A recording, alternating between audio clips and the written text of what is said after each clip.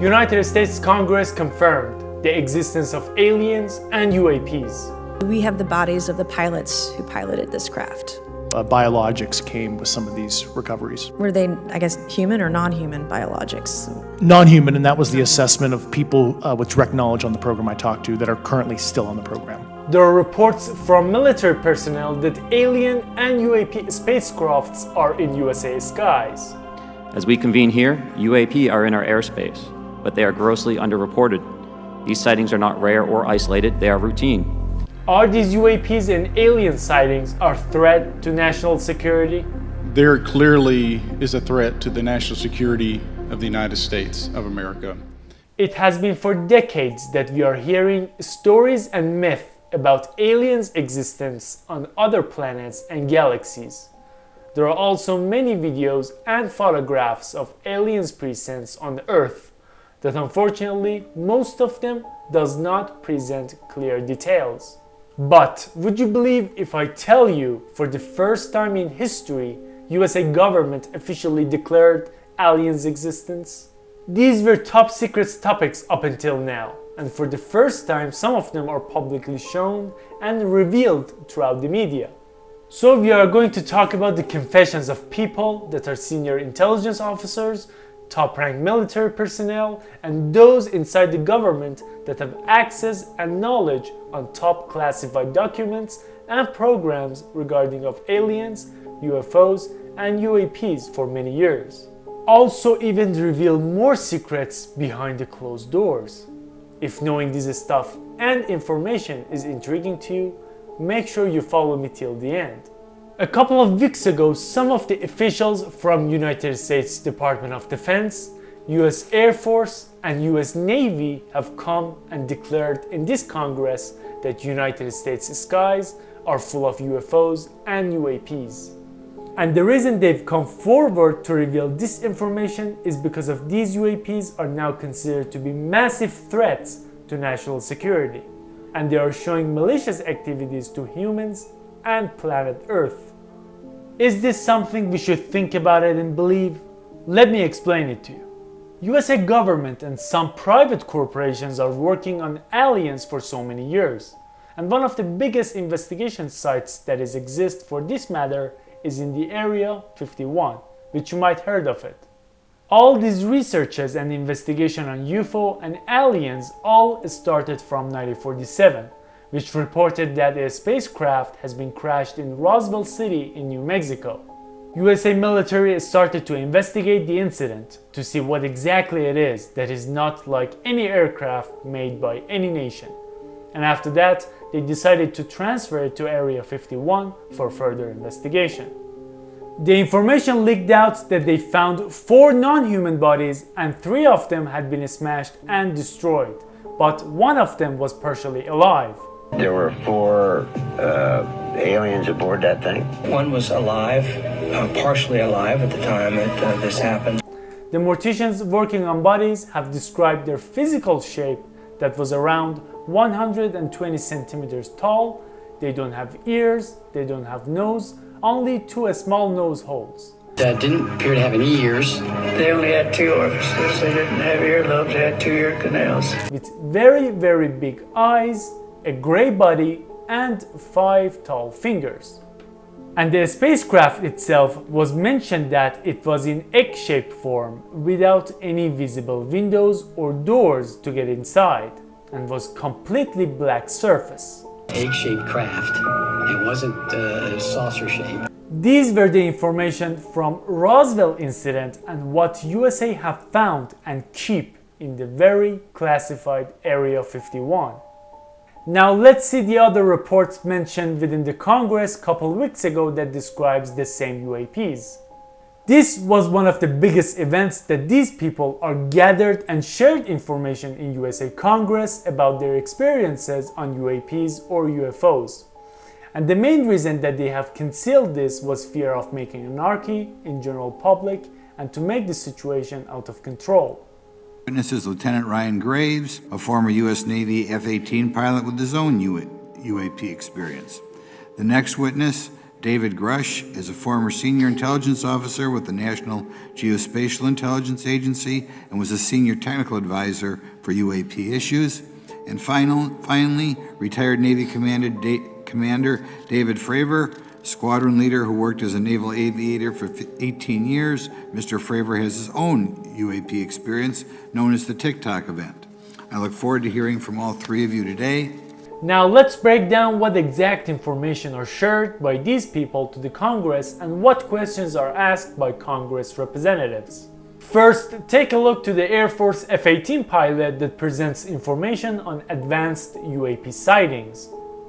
I have experienced advanced UAP firsthand, and I'm here to voice the concerns of more than 30 commercial aircrew and military veterans who have confided their similar encounters with me. In 2014, I was an F-18 Foxtrot pilot in the Navy Fighter Attack Squadron 11, the Red Rippers, and I was stationed at NAS Oceana in Virginia Beach. After upgrades were made to our jet's radar systems, we began detecting unknown objects operating in our airspace. At first, we assumed they were radar errors, but soon we began to correlate the radar tracks with multiple onboard sensors, including infrared systems, eventually through visual ID. During a training mission in Warning Area Whiskey 72, 10 miles off the coast of Virginia Beach, two F-18 Super Hornets were split by a UAP.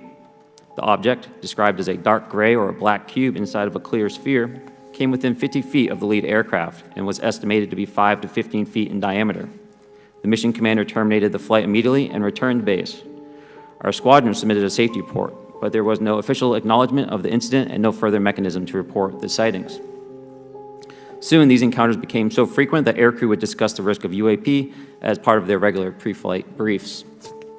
So, as we saw, these UAPs are not happening rarely. Sightings on them are become routine for military pilots, and UAPs are already in USA airspace.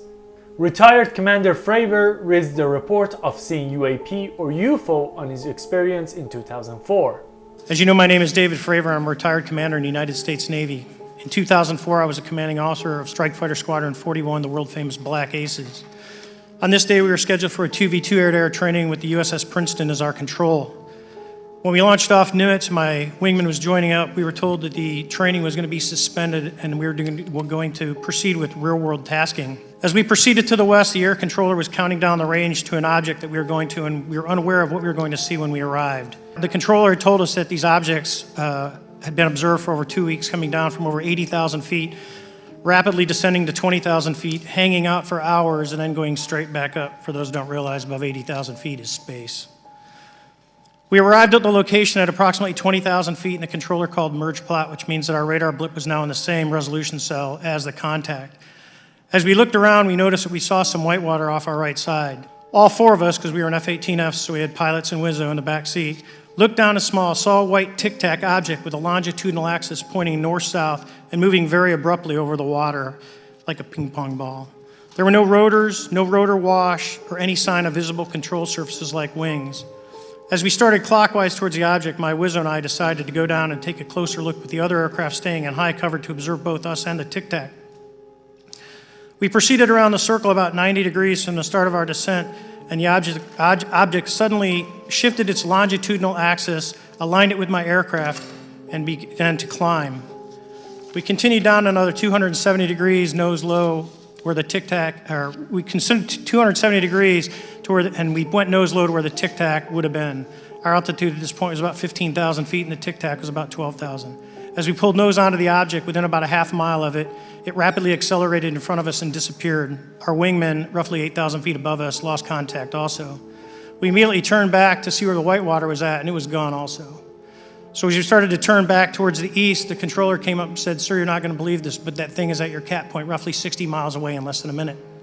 You can calculate the speed. First question that is asked by Chairman of the Congress. Are these UAPs a potential threat to national security? Do you believe UAPs pose a potential threat to our national security? Yes, and here's why.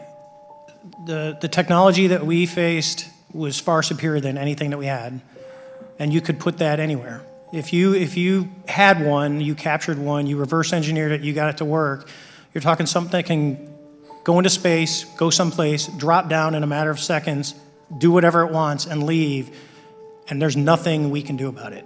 nothing.